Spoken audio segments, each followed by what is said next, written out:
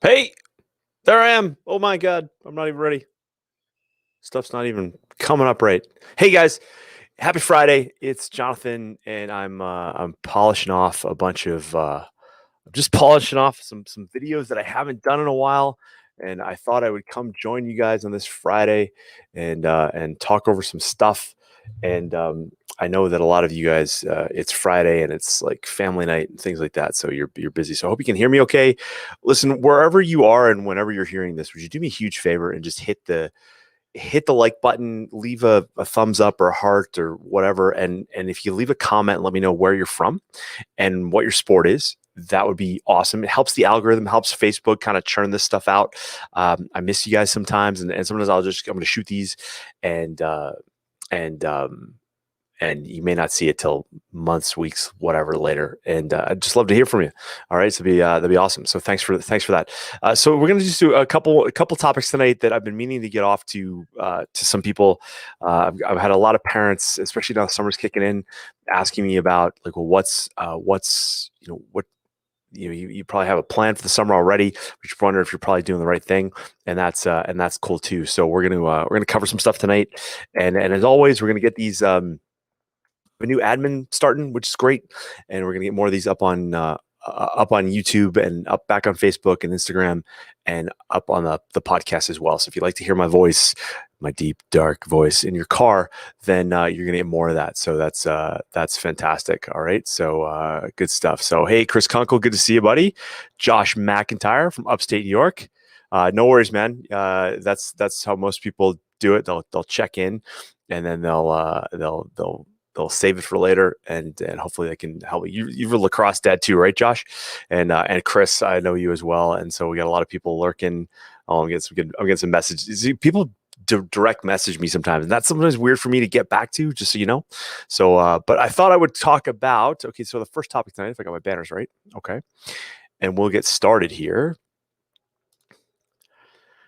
It's when should your athlete start thinking about playing their sport in college? So I work with a lot of goalies in a couple of different sports. Lacrosse is one, ice hockey is another, soccer, whatnot. But I work with athletes at Athlete Specific and at mentalperformanceschool.com. I work on we have a program there which is the only program of its kind that deals on kind of mental performance and sports performance for both athletes and parents. Okay, so that's pretty cool, and I love that. And so one of the things that this topic comes up a lot, right? Where we talk about like, well, when should we get serious about this? Like, when should my athletes be thinking about playing their sport in college? When should they think about becoming like a recruitable athlete? And so this goes in a couple phases, and I want to talk about those phases tonight. And I'm also going to give you some really controversial takes on this because I am kind of known. I tend to rub people the wrong way. I talk to people a lot, and I say like, listen, your athlete needs to start thinking like now. And well, my kid's 3. I don't care. My kid's in the womb. I don't really care. You need to start thinking about this stuff, or else because what happens is you will be disappointed more than you will regret having taken it seriously early enough. Okay, so here's what happens: is that when you look at the general population, okay, and this gets a little out there, but if you just follow me for a second, the general population is leads quite an average life. And when you start doing research on what is average, okay, you start coming up with some pretty crazy statistics. Like the average person in the United States is like overweight. The average person in like the middle class is basically broke. And depending on where you get your information from, you're going to find some pretty cool statistics there. So I'm not going to get into all that now, but I share that as a way that when your athlete says, "Hey, I want to play in college." Okay, that's an out of the ordinary decision, right? And a lot of people are going to meet that with resistance. Okay, and they're going to meet that with skepticism, and they're going to look at you and they're going to want to like, well, how do you think what does your kid think that they're going to be able to make it? And my kid over here has been playing for 12 years, whatever. Like, so you'll immediately run into everybody's resistance. But the thing is that in almost like a subconscious fashion, and a way a lot of parents will do this, a lot of grandparents will do this, especially, is if you so let's say your athlete is small and young. And for those of you guys that have high school athletes now, you'll remember this, right? When there was a point when your athlete was young and they decided they're like, I want to play Division 1 lacrosse, or I want to play professional hockey, or I want to play basketball like Steph Curry. And what does everybody do? Like, oh yeah, that's nice, kiddo. They pat him on the head, and they'll say things like, "Well, don't get your hopes up. We don't want you to get your hopes up." And why do they say that? Well, the reason why they say that is because they fundamentally really don't like seeing their kid disappointed. Now, what I find really interesting is that there's parents out there who are like, no, no, no, I'm good with my kid being disappointed. And a lot of my athletic parents are okay like that.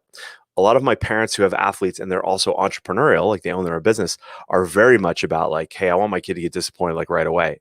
Well, when push comes to shove, okay, and your athlete has opportunities to be disappointed, that's an interesting time to think like, well, did my athlete actually absorb all that disappointment and then like get rid of it? That's the key. Okay, that's the real key here. So when we talk about this discussion about like when should your athlete start thinking about playing in college or pro or whatnot, my answer to that is, how soon can you start? Right? Can you start yesterday? Can you start right now? Because what happens is that I'll get an email, and usually, parents who have their athletes, or the parents who join mental performance school, they're always like, oh my God, my daughter's a junior and she's not getting the looks that we thought she was going to get. What do we do? And I'm like, well, if we could rewind you, we probably could have nipped this in the bud a lot earlier. And so when is early? How early do you want it, right? Stephen Covey, one of the best business books of all time, is a book called The 7 Habits of Highly Effective People. And so some of you might remember the Franklin Covey Corporation that back in the 90s just blew up on the back side of this book. And one of the things that happened is that the beginning of that book, the first principle is begin with the end in mind. But when you think about most youth sports, is everybody is taught to, hey, we're just here for fun, right? It's all about the fun for the kids. Um, True to a point, until people get disappointed that they're not reaching their goals. And when families start investing money, and you're going to invest money anyway, right? That's the way I always look at this. And when people join our programs, one of the things I say about our programs is that the money you spend with us makes everything else you spend more valuable, right? It's like if you bought lumber to build a house and you forgot to buy nails, right? It's like, well, how soon do you want to buy the nails? Well, the sooner you buy the nails, the sooner you can start building the house, right? Otherwise, you're just like kind of accumulating lumber here and there and maybe some windows. And before you know it, when it's time to actually build the house, you're still not ready. So I always kind of encourage my parents to say, listen, the general population is going to say, hey, ease up. Don't take it too seriously, right? Don't pressurize your kid. Or one of my favorites is like, oh, that parent's living vicariously through their child. I've never seen that to be the case. What I see though, and I see this a lot, is parents who love their kids, right? Parents who love their kids, and they're going to do the best that they can for them given the resources that they have, right? And so I've shared this story before. Like I've worked with athletes who are the sons and daughters of billionaire parents. And I've also worked with the sons and daughters of parents who have nowhere near those means. Okay. And what I'll tell you is that the athletes within all those situations, they all fail equally. They make it equally and they fail equally, right? Just because we all can look up stories of kids that have it worse off than your athlete does, who've made it. And we've also can find athletes who have more resources who have failed, right? And so that's important to understand, because some athletes think like, oh, if I had more, and a lot of parents think that like, oh, well, if I had that, I would, my kid would be an All-American by now. Well, it's not true. To me, it's a fundamental understanding of how this athlete's going to progress. So the idea is that everybody around you is going to say, you know, don't worry about it. Sophomore, junior year of high school, then you can start getting serious. Um, I believe this: the sooner your athlete gets serious, the sooner everything has an anchor, right? So, I use the vegetable analogy, right? If you're, as a parent, we all know this, like, you want your kids to eat some vegetables, right? And it's like it's a pain in the butt and they don't like it and they throw it on the floor to the dog or whatever. But then finally, when your athlete decides that they actually have a reason for eating those vegetables, right? Like, let's say they want to be an All-American someday, and then you go, well, you got to eat your broccoli because your body needs nutrients. And then what does your athlete do? They go, okay, and then they have one, and they're like, all right, I'm not fully loving this, but I'll have it anyway, right? And then what do? They start to eat it, right? Because why? They have an anchor. So now you take the sports side of things and say, like, okay, listen, you've told me you want to play Division 1 ice hockey, but your grades are bad. All right, we're going to pull the plug right now on some stuff until you get those grades up. Why do we do that? Now, there's some parenting experts that would tell you not to do that. And so that's not always my first go-to. And that's something that I would recommend if you've done that with your athlete, you dig into it a little bit and go like, is this the right way to handle it with our athlete? Because sometimes, sport is the only thing your athlete really grasps onto, right? And so taking that away as a motivation to go after something they're not really enjoying, it can sometimes backfire. So I won't get too deep in that now, but just give that some thought. The idea here, though, is, okay, when should your athletes start thinking about taking this all seriously and playing in college, or whatever their sport is, softball, baseball, archery, equestrian? Now. How about now? All right, go for it, right? Because if your athlete has a science project and they hate science, we'll have them wrap in the sport that they love into that class, right? Because why? That's the anchor, right? Now that makes physics more important. I had a baseball player years ago who did their entire senior paper on curveballs, right? And on the velocity changes and the curves and the seams and all this. It was crazy. It was awesome, right? But that's something that you can do, and your athlete will do it better. So not only does getting serious about sport help your athlete, but it also can trickle into other areas of their life where they start to reel things in because they go, oh, yeah, this all helps me, right? This all leads me to being a better athlete, right? So if that resonates with you, do me a favor, hit the like button, leave me a comment. That'd be great.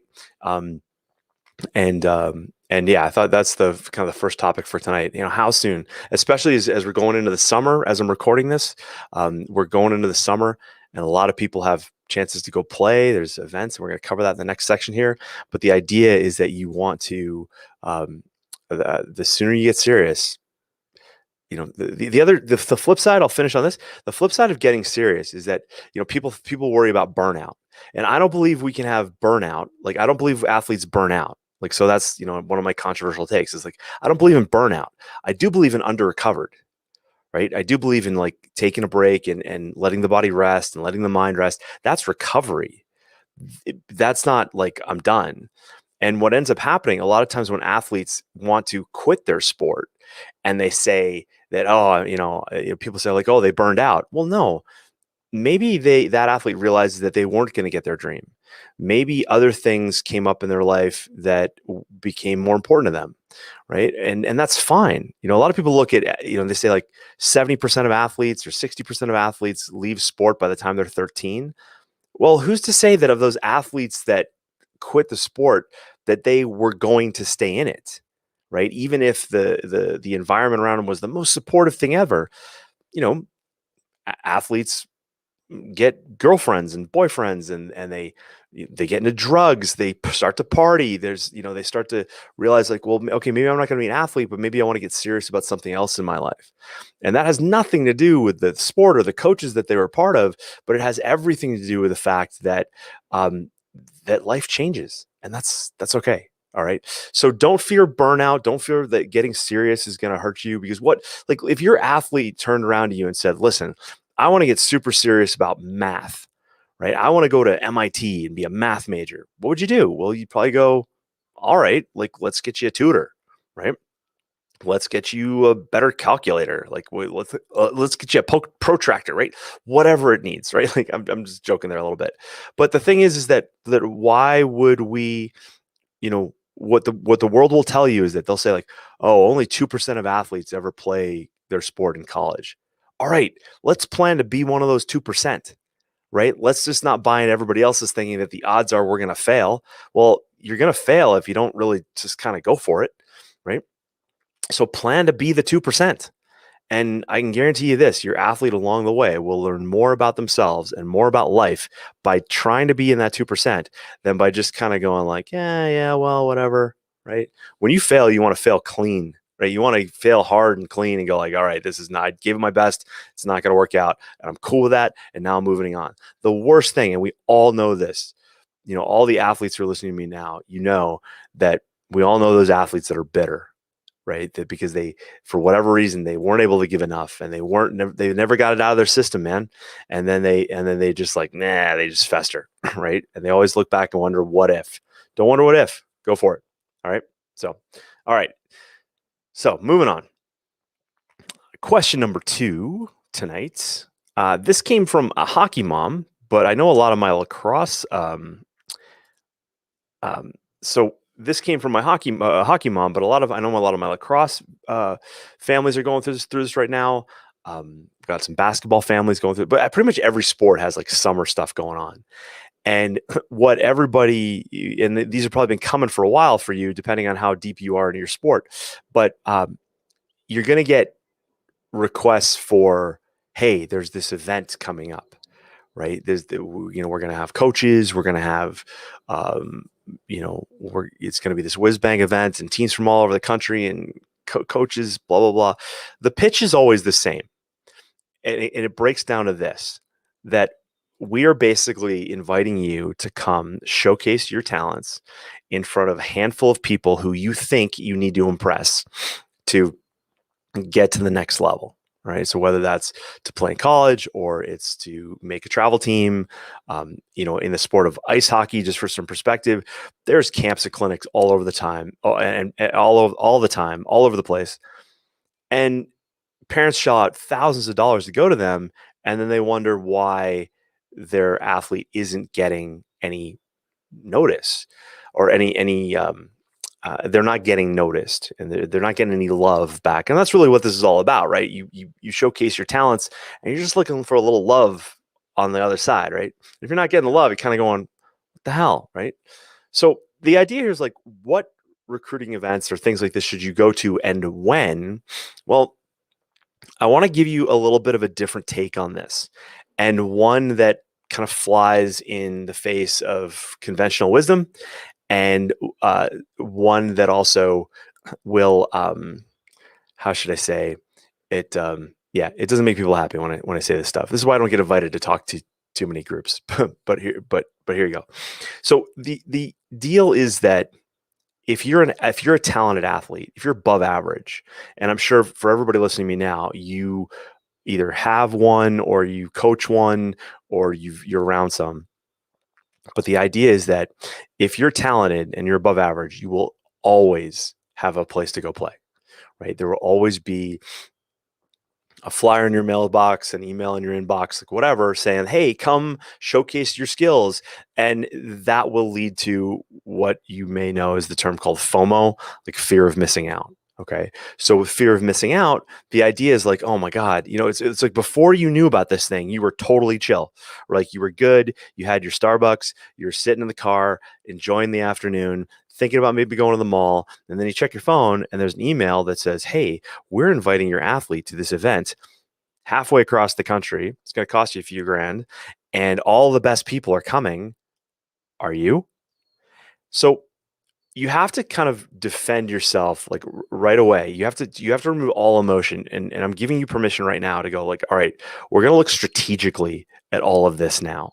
How does this fit in? So I wrote about this in my book, In an Athlete's Guide to Winning in Sports and Life, the idea that more is not a plan. Okay. But a lot of people think it is. Right. And so when more is a plan, you can go to more training or more recruiting events, or you can go to, more strength and conditioning or whatever. More is the plan, but more is not a plan. So you can't fall for that, right? So what I want you to do is understand, all right, where am I in my athletic development? All right. Now, At a certain point over that time, so when we call this training age. So there's 4 ages to every athlete. One of the ages, so there's chronological age, meaning your athlete is like 12 or 14 or 18, right? And they were born 18 years ago, right? Then you have biological age, and biological means they may be like 16, but they have the body of a 20-year-old, or they're 16 and they have the body of a 12-year-old, right? That can happen too. So then you have psychological age, which means like, okay, your athlete is 16, but they act like they're 2, right? And then the last one we look at is training age. So training age is, well, how long have you actually been participating in your sport? Or if you've played other sports and those sports have helped you develop in this sport. So like, let's say you're a football player, but you only started playing football like your sophomore year of high school. But before that, you did CrossFit and you played soccer, or maybe you were a gymnast when you were younger. All that stuff adds up, right? So training age is not just for the sport. It can actually be stretched a little bit based on what other things you've done prior to that, right? So also, like, use that football example. Like, let's say you're a football player, you start playing in your junior year of high school, but you're like 400 pounds and you run like a 4.240. Like, you're just a stud muffin, and they're like, we'll take you no matter, even if you have, we'll teach you how to play.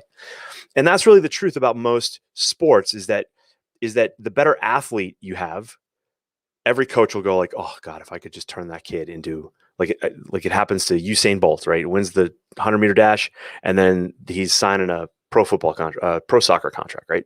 So that's just proof of that. So what happens here is, like, your athlete has a training age, a training window, and this let's call it an interest window, where there are, like, we've all heard stories of kids getting recruited when they were like 8. And you get some Instagram kid and he's running like football drills, and they're like, oh my God, he signed with Alabama. And that's just kind of a marketing stunt, whatever. But the truth is that there are windows, depending on the sport, where athletes kind of start to pique people's interest. Let's put it that way. You have to be aware, and it's really helpful to have like an unbiased, like, third party to help you assess your athlete and say, hey, okay, this is where I think your athlete stacks up in relation to the sport that you're going after, right? So it doesn't make sense to think like, okay, like, let's say your your daughter is 6 feet tall, and she's 14, and she's getting interest to play basketball, but you compare it to like a gymnast, and who at a much younger age is getting to that world class level, right? That sort of thing, or figure skating or things like that. But my point is that you've got to be very cognizant of, like, where are we? The hard part comes when an athlete is when you feel like your athlete is aging out of that window. Okay, so I moved to Canada 21 years ago, and I'm from Boston. And when I got up here, so I played hockey in Massachusetts, and kids there in Massachusetts would play high school hockey, play a little college, sometimes play all of college, then go pro. Now we have junior hockey, which is more popular, or I should say it's more prevalent now. And when I moved to Canada, it was like, if you're not playing, if you're not getting into junior hockey when you're like 15, you should just quit now. Like, so that's a very different attitude. And so you got to be careful, like, where you sit there, and realistically where you are. But the idea is, like, once you start getting into that window, you have to decide, like, is my athlete kind of up to speed with all of these other athletes kind of in their age group?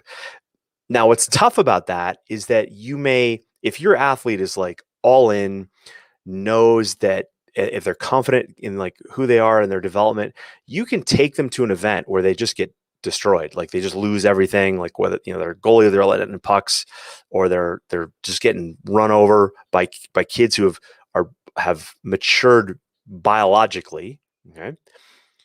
If you've got the resources and your athlete has the mentality, you can go to an event and go, hey, that was a good experience. We learned a lot. Now we're going to go home and get to work.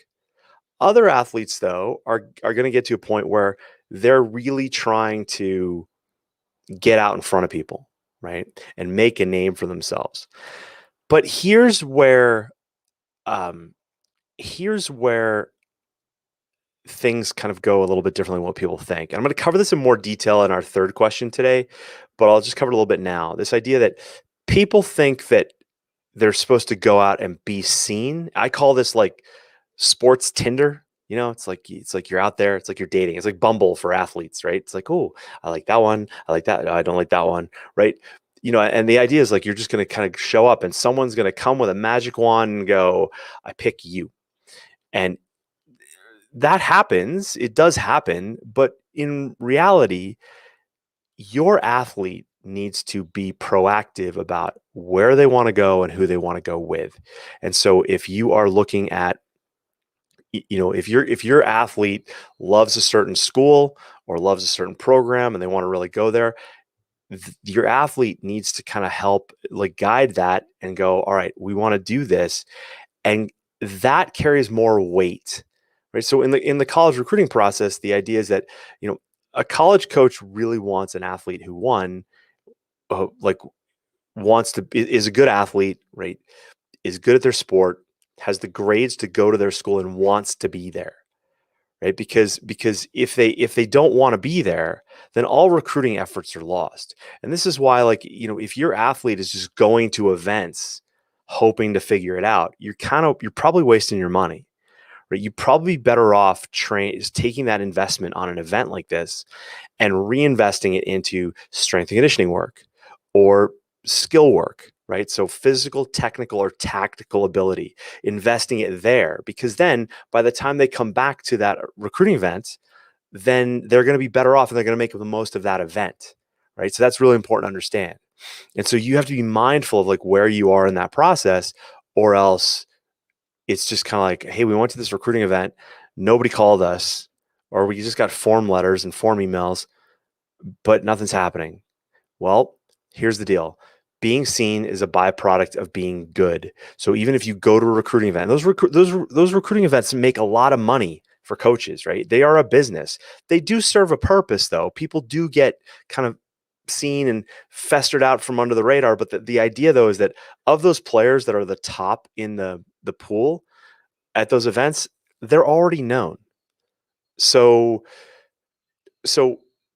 you can go to an event like that, play against some really great competition, get video, and then be able to show, like, let's say, how you stacked up against somebody. Like I had an athlete years ago who went to an event in Maryland, got a chance to play against one of the top defensemen in the country, schooled this defenseman, and my phone lit up with college coaches looking for this kid. Right? Who is this kid? What kind of kid is he? Is he a good kid? Like, what are his grades like? Those sorts of things, right? So you can go to these events and actually get an experience like that and get it on a recruiting tape or some videotape, post it on YouTube, and that goes a long way, right? That it goes a long way. So keep that, it does happen, but don't fall into fear of missing out, and don't fall into more is the plan. But the other side of this that nobody talks about, but I do, is that people will go like, "Oh, why are you spending so much money going to all these different events? Like, why are you doing this? God, what a waste of time. Like, you could just kind of hang back with us and be by the beach." And one thing some families do is they go like, "Hey, we're going to go to this event and we're going to make it a family vacation." And I'm all for that. I think that's great. Right? There's like, as long as you're not putting your family into trouble, right, financially, but only that, right? Anybody who tries to step into a family's business and say like, oh, they're putting themselves in harm's way, they're spending too much money on on um, on this, like, that's going to be your choice, right? And you make adult decisions spending money that kids can't comprehend.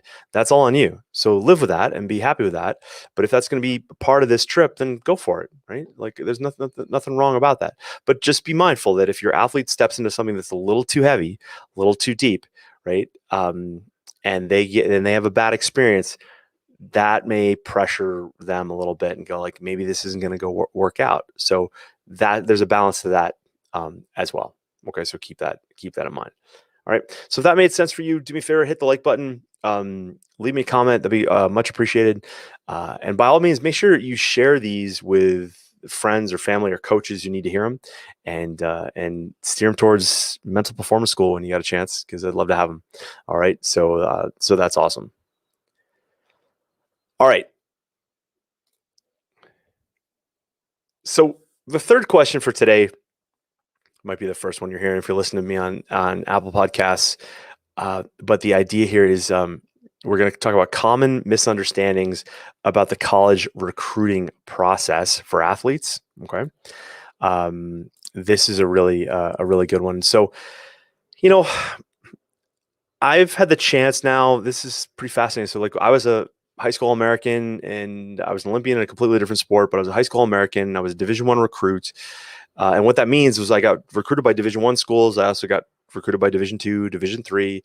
Ultimately, I never went to college, and that may surprise a lot of people, because for me at that time, because of my Olympic experience, I had traveled a lot of the world. I had been away from home for a really long time. I had met a lot of really successful people, and while I was interested in school, the recruiting experiences that I had weren't great.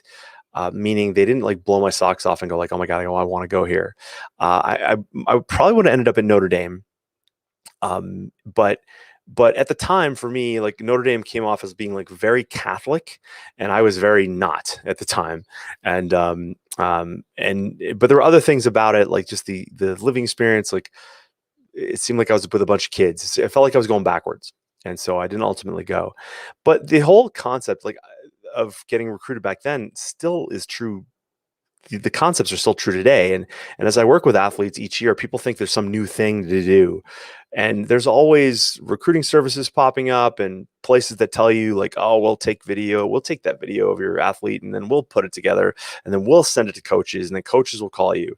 That is something to just not fall for. All right. That is just not something um, to buy into, because the idea, the idea is that, yes, there is money to be found for college athletes, right? And there's billions of dollars actually goes to athletes going to universities to play sports, and that could be a pretty intriguing number. And so when people think like, um, uh, people will downplay. Downplay is not the right word, but parents who think like, hey, my kid is, my athlete shows promise, and why wouldn't we try to go for a scholarship and get some academic money as well? And I'm like, yeah, let's do it, because everybody else is going to go like, oh, the odds are small, only 2%, blah blah blah. That's not true.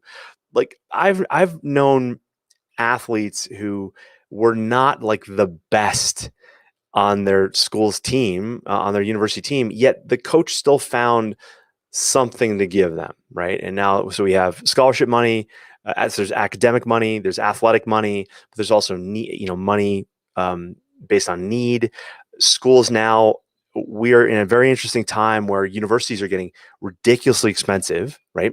So, especially in the United States. So you've got the U.S. government that allows basically students to get a lot of money, like a lot of student loans, and the schools then have increased tuition by a lot, right? More than people would say like the value of the degree is for many things, unless you're like a doctor or lawyer, things like that. But the idea is that so you can take on all this debt, get a degree that without any guidance, by the way, get a degree that does not turn into a paycheck that allows you to outpace the money you borrowed. And if you go bankrupt, if you have to file personal bankruptcy at some point, you can't put the student loan debt in the bankruptcy. So you're stuck with that, right? So that's an important decision. And what happens to a lot of athletes? Okay, so like I worked with an athlete a number of years ago, and this athlete was playing a sport at a major medical school in the United States, right? This is a world-class medical school, and he wanted to be a doctor. And the coach of the sport that he played said, "Hey man, this is great. Yeah, we'll have you. And then, yeah, you can go for that medical degree. That's fantastic. This is, cool beans, man. Yeah, it's gonna be awesome. You're gonna love it here." When he gets on campus, then what does the coach tell him? You know what? You're not gonna have time to do that degree. And he was like, "What do you mean?" Once you're like a full-time D1 athlete, you'll just realize that you just don't have the time. So why don't you pick something a little less busy? And that's, to a kid who had the dream to be a Division I athlete, and then also was like, I have the dream to be a doctor. Now that the athlete thing, there's a balance here, right? And the athlete's there on an athletic scholarship, so he can't really just kind of push that away.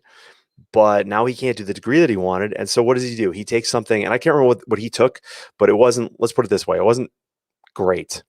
And he ended up graduating with a degree that didn't does not put him in a career path that's going to pay down he got a half ride. So the other half of the tuition, which is a lot of money, right? So you got to think of those things. So what I want, and that's important as you go into these things, right? But what I want to cover is this idea is is that you want to realize that this recruiting process is about finding a school that fits your athlete. Okay. And I should say this, let's take the athlete aside. Finding a school that fits your kid. That's the first thing, because what happens is that some coaches find out later that they missed out on an athlete who really wanted to go to their school, right? Like, let's say, the athlete goes to another school, and then they play the original school they wanted to go to, and they end up telling that coach, "Hey, you know what? I really wanted to come to your school." And the coach is like, goes back through their files and goes, "I never knew you wanted to come." Why? Because that athlete was just sitting back waiting to get seen. And maybe they got a couple letters and whatever, and they answered them, and they thought, "Hey, this is great." And then what happens? Well, they realize, if they had just reached out, that coach would have gone like, "Yeah, I would love to have you. Like, you fit our program. You want to be at our school. This is fantastic. Let's do it." Right. So that's really, really important to understand. So what needs to understand is that what you need to understand is there are a lot of athletes that just fall through the cracks, not because the cracks were like there to fall through. It's because they just didn't like step over them or attempt to step over any of them. And that's important to understand. Okay. So a couple things that make athletes that screw people up is athletes think that they are, they base themselves on their school, and they go like, "Wow, I'm or on their travel team or whatever," and they go like, "I'm the best kid on my team," and they think, "Wow, I'm fantastic. Then I'm going to get recruited." That's not true. That's a myth, right? And I call that cream of the crop syndrome. So it's like when I was competing in the sport of luge, trying to go to the Olympics, one of the best bits of advice I got from an Italian athlete was like, he's like, "Don't try to be the best in the United States. Look to us and be the best in the world." Because when you be the best in the world, when you look to us, being the best in the United States will take care of itself. And it did. But had we not gotten that advice, and we had just and this is what happens to a lot of athletes, they get stuck in their local soap opera, right? They get, and they go, "Well, oh, I'm faster than her, or I get more points than he does, or whatever." And they think like, "Oh, then I'll be, coaches are going to be coming at me." That's not true, right? You have to test yourself against the best first locally, then regionally, then nationally, then internationally, if that's your sport, right? If your sport's an international one, but then from there, you also have to be reaching out to coaches, right? So I tell people that this, getting recruited is the first big networking job and sales job you'll ever do in your life. Okay, so that really makes sense. So another thing that happens is that athletes they'll go to the ID camp. Like, so a lot of coaches will run camps at their school, right? So they'll say, so an athlete will reach out to a coach finally and say, "Hey coach, I'm interested in playing at your school." And the coach will send a letter back or have their assistant send a letter back and say, hey, love that you're interested in our school. Why don't you come to our camp? It's in August, $600. Come stay on campus for 2 nights, whatever. And then the coaches use that as a guise, like as a ruse to kind of invite you in. You pay for basically their recruiting of you, and they get to see you. Now, if you're good and you want to go to their school, it's a good deal, right? And it's a great way to get in front of that coach and get to talk to them and know them and joke with them, and they can learn about you, and that's cool. But for many athletes, that's not the case, right? So they go to the ID camp and they think like, oh, they must want me because they brought their athlete, like they sent me a letter and we sent a check and I'm here and here we go and I got the t-shirt and all this stuff and they must really want me. No, no. No, you still need to do all of the things necessary to impress that coach, and both athletically and then also reach out and tell them that you want to be there, right? It's really, really important. Okay. So more kids that go to their camps, the more money they make. And that helps fund their marketing for their advertising budget to be able to recruit more athletes. So to put it really negatively, they're using your dollars. If you're not able to go to their school, like let's say you're not good enough, but you go to their ID camp, that coach is basically using your money to recruit another kid to their school. Okay, so that's something to keep in mind. Okay, but the coaches do use these camps, like they're not. This is what's hard about this process is these camps are not illegitimate activities, right? They are finding athletes through these camps, but you just have to be mindful of like, are you good enough or are you the cream of the crop? That sort of thing. One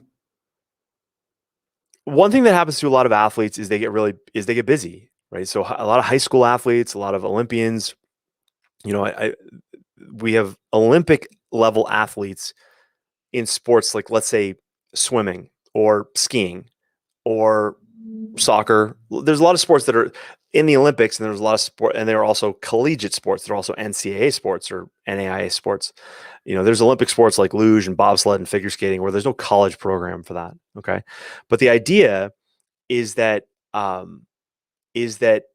athletes can get busy, and although athletes waste a lot of time, right? Athletes really truly waste a lot of time.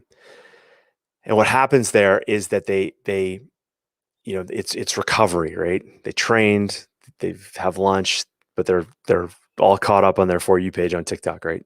So they waste a lot of time. So what the athlete needs to be doing in those moments is, and this is easier now than any. Like when I was young, I was sending mail with like a stamp, like right, like a real stamp.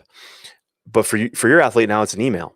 Now, so what a lot of parents do is like, oh, my athlete's super busy, I'll reach out to the coaches.